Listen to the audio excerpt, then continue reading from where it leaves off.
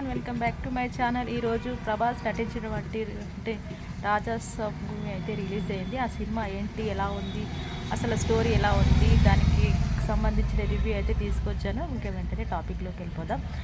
The movie name వచ్చేసి the Raja Saab. నటులు ప్రభాస్, సంజయ్ దత్, బోమాని ఇరానీ, మాలవిక మోహనన్, నది అగర్వాల్, రిద్దిక్ కుమార్, జరీనా మోహన్, సముద్రికన్, వీటిని గణేష్, సత్య, సప్తగిరి తదితరులు. సంగీతం వచ్చేసి Thaman, photography cinematography Karthik Palani, editing Kotagiri Venkateswara Rao, నిర్మాత టీజీ విశ్వప్రసాద్ వివేక్, కోటకోండ్ల ఇర్చాన్, సక్సెస్ రచన దర్శకత్వం మారుతి. విడుదల 8/9/2026 జనవరి. ఇంకా వచ్చేసి ఇటీవల కాలంలో అగ్ర కథానాయకులుగా ప్రభాస్ నటించిన సినిమాలన్నీ పాన్ ఇండియా సిరీస్ సబ్జెక్టుల్లో అభిమానులు వింటేజ్ ప్రభాస్ను చూసి చాలా కాలమైంది, ఈ లోటును తీర్చడానికి వస్తున్నానంటూ ప్రచార చిత్రాలతోనే ఆసక్తిని పెంచారు దర్శకుడు మారుతి. ఆయన దర్శకత్వంలో వచ్చిన fantasy horror comedy the Rajasaab ట్రైలర్తోనే అంచనాలను పెంచిన ఈ మూవీ ఎలా ఉంది, ఎలాంటి థ్రిల్ వచ్చింది అనే దాని గురించి తెలుసుకుందాం. అసలు సినిమా యొక్క కథ ఏంటంటే, దేవనగర సంస్థానానికి ఒకప్పుడు జమీందార్ గంగాదేవి అలియాస్ జరీనా హవాబ్. అంత గొప్ప నేపథ్యం ఉన్న తన మనవడు రాజా అలియాస్ రాజాసాబ్ అలియాస్ ప్రభాస్తో కలిసి గంగమ్మగా సాధారణ జీవితం గడుపుతుంటుంది. తన నాన్నమ్మ అంటే రాజాకు ప్రాణం. వయస్సు ప్రభావం కారణంగా మతి మరుపు సమస్యలతో బాధపడుతూ ఉంటుంది. గంగమ్మ తనకు సంబంధించిన చాలా విషయాలన్నీ మర్చిపోయిన తన భర్త కనకరాజు అలియాస్ సంజయ్ దత్తుని మాత్రం మర్చిపోలేదు.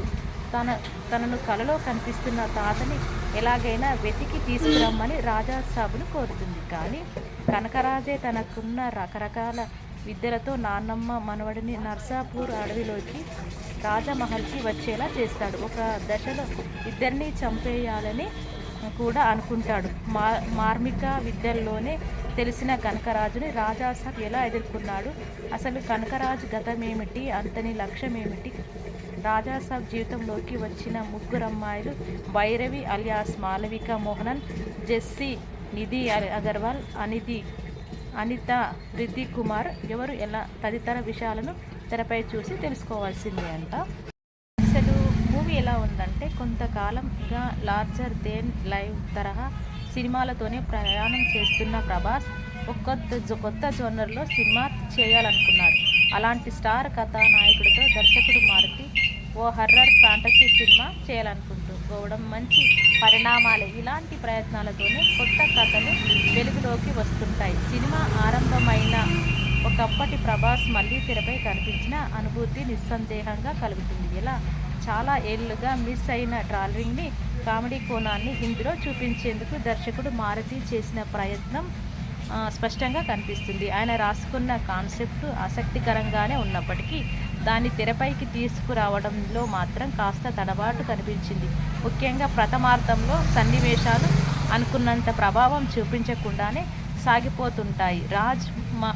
రాజ్మహల్లోకి అడుగుపెట్టే సన్నివేశం కాస్త ఉత్కంఠ రేకెత్తిస్తుందంటే హారర్ ఎలిమెంట్స్ ఉంటాయి, కానీ కథలో టెన్షన్ బిల్డప్ కాకపోవడంతో అవి అంతగా ప్రభావం చూపించవు. కామెడీ సన్నివేశాలు ఉంటాయి, చాలా సినిమాల్లో చూసిందే కదా అనిపిస్తుంది తప్ప ఏది కొత్తగా అనిపించదు. పాటలు అంతగా మెప్పించవు. ప్రభాస్ వర్సెస్ సంజయ్ దత్ అన్నట్టుగా కథ మారిపోయాక ద్వితీయార్థంపై కాస్త ఆసక్తి కలుగుతుంది. సుదీర్ఘంగా సాగే పతాక సన్నివేశాలే ఈ సినిమాకి హైలైట్. కనకరాజు గంగాదేవిల కథ, కనకరాజు పాత్రలో సంజయ్ దత్ ఆడే మైండ్ గేమ్, మార్మిక విద్యలతో ఆ పాత్ర హీరోకి సవాల్ విసిరే తీరు, బలమైన విజువల్ ఎఫెక్ట్స్తో తీర్చిదిద్దిన ఆయా సన్నివేశాలు సినిమాలు నిలబెట్టాయి. వాటిలో ప్రభాస్ కనిపించిన విధానం, ఆయన చేసిన యాక్షన్ కామెడీ కూడా మెప్పిస్తుంది. ట్రైలర్లో చూపించిన చాలా సన్నివేశాలు సినిమాలో కనిపించలేదు. రాజాసాబ్ సర్కస్ అంటూ కొనసాగింపునకు లీడ్ ఇచ్చారు. మరి రెండో భాగంలో చూపిస్తారేమో ఆ సన్నివేశాలన్నీ. మొత్తంగా ప్రభాస్ని చాలా రోజుల తర్వాత ఓ కొత్త జోనర్లో కామెడీ పాత్రలో చూసామన్న అనుభూతి కలుగుతుంది. అసలు సినిమాలో ఎవరు ఎలా నటించారో తెలుసుకుందాం.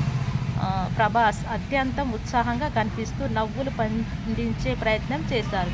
ఇందులో ఆయన లుక్ కూడా స్టైలిష్గా అభిమానులకు నచ్చేలా ఉంటుంది. పతాక సన్నివేశాలు ఆయన నటన మరింతగా ఆకట్టుకుంటుంది. కథానాయికల్లో మాలవిక మోహనన్ తెరపై ఎక్కువసేపు కనిపిస్తుంది. ఆమె అందంగా కనిపించడంతో పాటు ఓ యాక్షన్ ఘట్టంలోనూ మెరిసింది.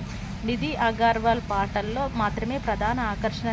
రితిక్ కుమార్ పాత్రకు పెద్దగా ప్రాధాన్యం లేదు. కథలో కీలకమైన కనకరాజు పాత్రకు సంజయ్ దత్ కనిపించిన తీరు బాగుంది. ఆయనే హిప్నటిస్ట్, సైకియాట్రిస్ట్ అంటూ ఆ పాత్రని పరిచయం చేసిన స్థాయిలో మాత్రం తెరపై కనిపించదు.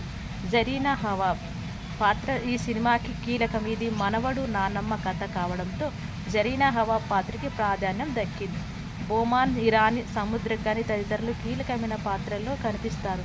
ప్రభాస్, శ్రీను, సప్తగిరి, సత్య, వీటివి గణేష్ అక్కడక్కడ నవ్వించాలంతే. సాంకేతికంగా సినిమా ఉన్నతంగా ఉంది. తమన్ నేపథ్య సంగీతం సినిమాకి ప్రధాన బలం. కార్తీక్ పళని కెమెరా పనితనం ఆకట్టుకుంటుంది. ఎడిటింగ్ రచనల్లో లోటుపాట్లు కనిపిస్తాయి. విజువల్స్ ఎఫెక్ట్స్ మెప్పిస్తాయి. నిర్మాణం ఉన్నతంగా ఉంటుంది.